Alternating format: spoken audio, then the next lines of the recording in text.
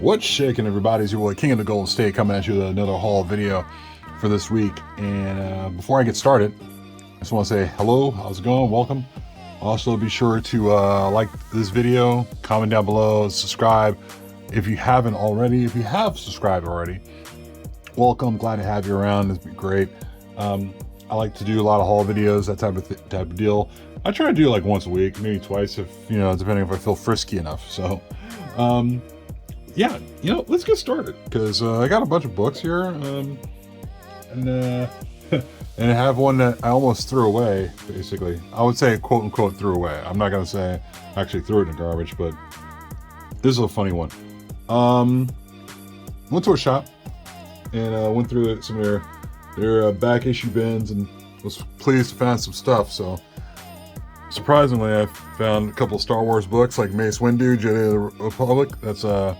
That is the origin of MACE WINDU. Kind of surprised to find out for our back issue price, a thing like cover price. This is pretty cool. Darth Vader #6, first appearance of the Grand Inquisitor. Yeah, once again, another cover price find. This one I kind of regret buying, because I thought I looked at this thing up and down, but apparently I was wrong. Incredible Hulk's annual #1, first appearance of Ghost Spider. It's got a little, I thought it was clean or something like that, but it's got like a little tick or some sort of little color breaking thing on the bottom. But I was like, whatever, I'll pick it up. There was another copy sitting there. I'll have to go pick that up as well. This one, I'm not sure where this book would go, but I figure why not pick it up. Ghost Rider 25. This was the one that had like the whole like fold out, like sort of like pop up whatever inside the book. But the important thing about it was, it's actually the preview of the Midnight Suns. So it's a Midnight Suns preview. So I thought it might be something worth picking up. Just, to speculate, put it around. And you think this full of brushless teeth. Look at all those orange gold teeth and crap, man. It's pretty bad. Going through the back issue bin, and actually the back issue variant bin, I was going through some books that they had, and this one caught my eye, and I really thought, it's nothing crazy, but I thought it was worth picking up. Green Lantern Emerald Warriors #7. It's a J.G. Jones variant.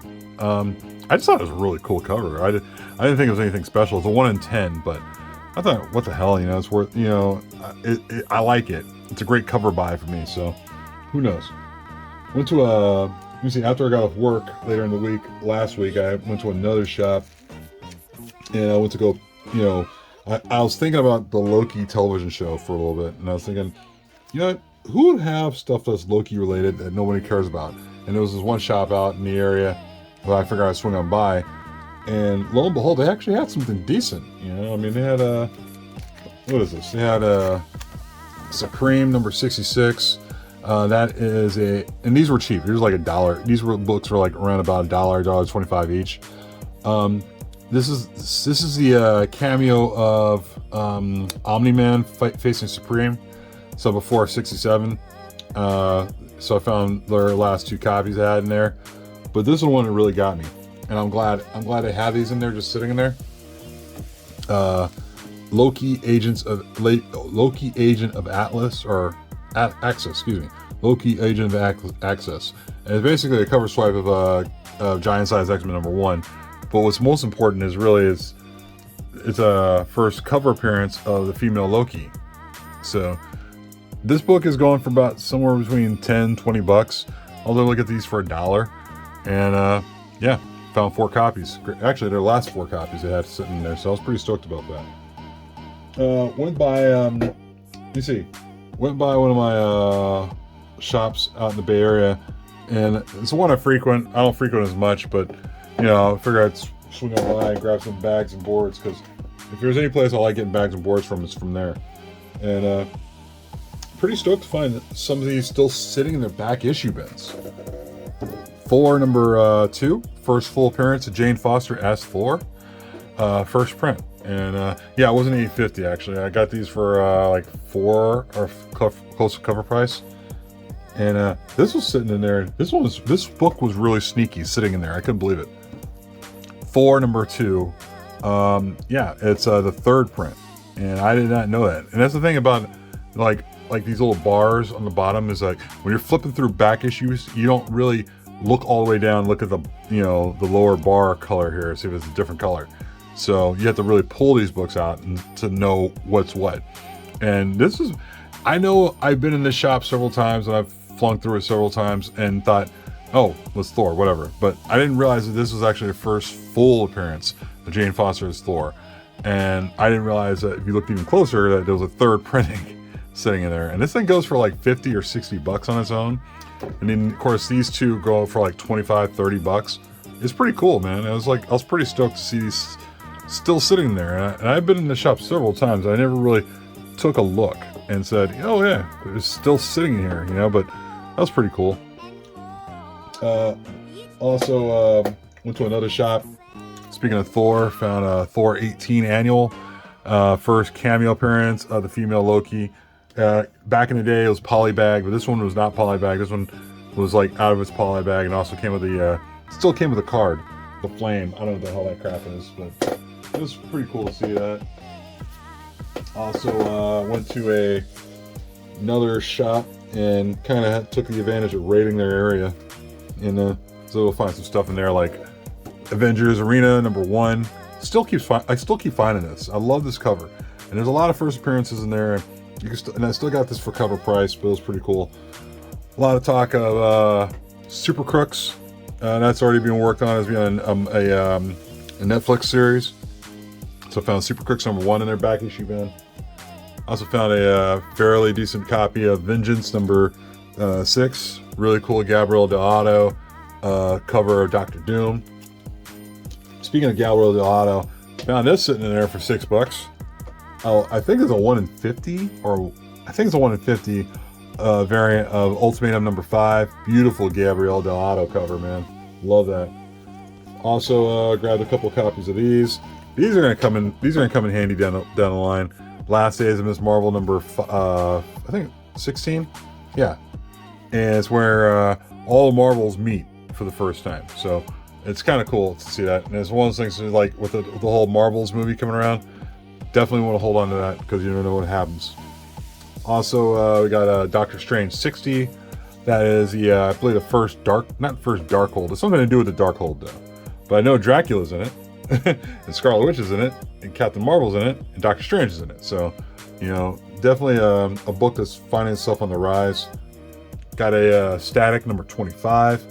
That is this is kind of like a corrected issue because this picture right here was supposed to be a more wider, bigger picture of these two on a couch making out. But I think the people.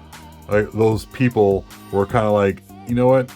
We're not comfortable with them making out on a couch, so they just put a big old heart around them. So I was like, whatever. So stupid, whatever. You know, I just never understood that. This is really cool to find, hanging around in the back issue bin for $5. And I kid you not, walked out with it, never said a word. Neither did I. So why not? Thor 617 Tron variant. This book goes for about, I think raw goes for about $200 right now. I did see one listed somewhere as $405 raw, but that's wrong. That was actually a CGC grade, 9.8. But this was pretty clean, man. This is my second copy actually. I mean, I got another copy hiding around in my collection somewhere. I gotta look for it. But I see another copy around, you know, especially with the whole Loki show going on. It's a first kid Loki, by the way. So this is a key book right now. It's first kid Loki, and also it's a Tron variant. And this book's finding his way up there right now. So I really need to do is like when the whole Disney Plus shows are done, just rank up the spec books that are the most valuable right now after the shows are over. It's kind of crazy, but this book might be #1. Also went to another shop. Actually, my LCS, I went to my LCS and they put some variants aside for me. That was very kind of them. I appreciate that. And also found another book in the back issue bin, like this one. Found a polybag Thor annual #18. This is polybagged, and really stoked to see that. It was still in the polybag and just sitting there forever. And this was like cover price, so I was really stoked about that. Let me get some of these off here. There were some variants too. a little pickup too. This is cool. Seven Swords #1. That's a J.G. Jones variant cover. I have no idea exactly what it's about. When I bought this, I neglected to get the regular cover so I could read it. So hopefully next week I could probably pick up the regular cover if it's still available. It looks like a pretty interesting read by Aftershock, but it's a really cool J.G. Jones cover. Also, this is cool. There's a bunch of different variants for this, but Berserker #3. It's a Jenny Frison variant, a really cool one too. It's a 1 in 50. So I wanted to I don't know. There's a couple different ones. There's one with obviously with the blood on his face, and one without the blood on his face, and I think there was another one. I forgot how it went, but I figure I'd pick up one and go from there. Maybe I'll come back around to it again. This one I was sitting in a back issue variant bin for about $6. Eternals #4. That's the 1 in 25 Stephanie Hans variant. I passed on this a couple times one of the first few weeks when it came out, and then seeing it sitting in the back issue variant bin, I was kind of like, let me get this. I like the cover. It's pretty cool. Thanos on a throne, and this guy almost looks like the guy beside him almost look like guy. I can't even pull it on the camera very close enough, but he looks like Gus Fring from Breaking Bad a little bit. It's kind of cool. This was kind of sitting out in the open. I couldn't believe these were sitting out in the open, and I was like, screw it. I mean, I'll pick them up. They're just sitting out there, on the racks, and I was like, I thought I would never see Web of Spider-Man at all. But yeah, got the regular Web of Spider-Man #1, and also the Web of Spider-Man California Adventure variant.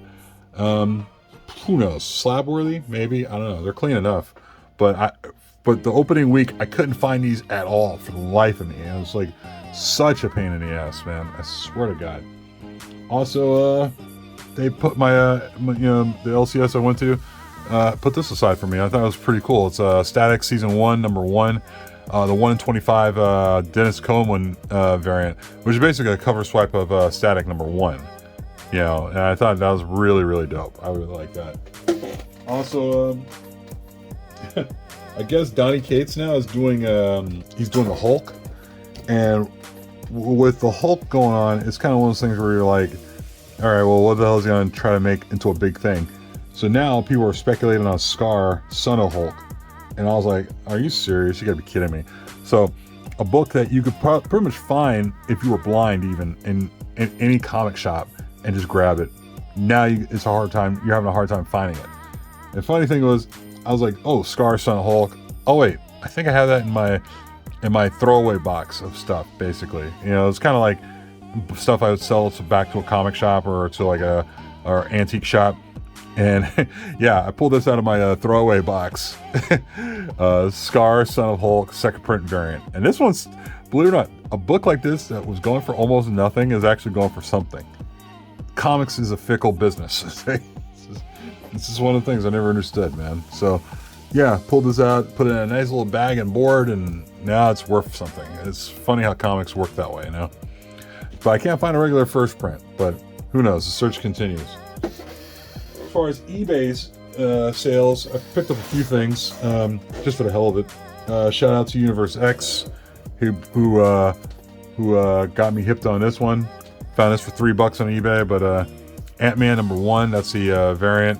I think it's a 1 in 25. It was just sitting there for $3, and probably for good reason, because there's like a nice sharp spine tick right where my pinky's at. It's like color breaking, but other than that, everything else is fairly well put together with it. So it's a nice cover overall. With $3, couldn't say no. Also, shout out to CBSI. There's so many letters. CBSI and Mike Morello for CBSI. I guess one of the books he mentioned for his, I think it was a Cover Fire or Cover Tunes, one of the two. One of the books he mentioned was like a Loki book, and it was supposed to be like, I think it was supposed to be like a Cover Bees and such, but not variants. But I think he mistakenly put a variant up there. And I figured, what the hell? I'll look for it and pick it up before anybody else does. So I picked this up because this is one of the covers he was talking about. It's a Loki Agent of Asgard #3. It's an Oliver Copiel variant, and it's an interesting cover, man. That's quite the interesting cover. It's really cool looking too. I really dug it. and I was able to put an offer in it on eBay for a price that the guy agreed to. So I figured, what the hell, you know? Now I got this Oliver Copiel 1 in 50 variant, which I'd never seen before. So shout out to Mike Morello on that, on getting hip to that one. So, and then of course, you know, last but not least, speaking of Copiel and Static, like Static Shock came out with their season 1 variants, and they had a 1 per store variant, and I had to hit a FOMO where I actually said, all right, I'm gonna buy one, and you know, I was like, all right, that'll be the end of it. But the couple shops I went to, I kept seeing one, and I saw another one, and I was kind of like, I better pick it up. Why not? Because you never know how they were gonna come back at. So I ended up picking up 3 copies altogether of Static Shock #1, season 1 or whatever. And for a pretty decent price. I mean, the one of them I did overpay for, and the other 2 I got for, you know, like some fairly decent prices, very respectable prices. So now I got 3 copies of a 1 per store. Who knew? Who knew? So I don't know. Definitely have to send one of them to get slabbed, and who knows with the other ones. But that's about it, guys. Yeah, I have nothing else more. I'm sure I got more books coming during the week, but yeah, I just got to figure out what else I got to do. But you know, you guys know the deal. Like this video, comment down below, and subscribe.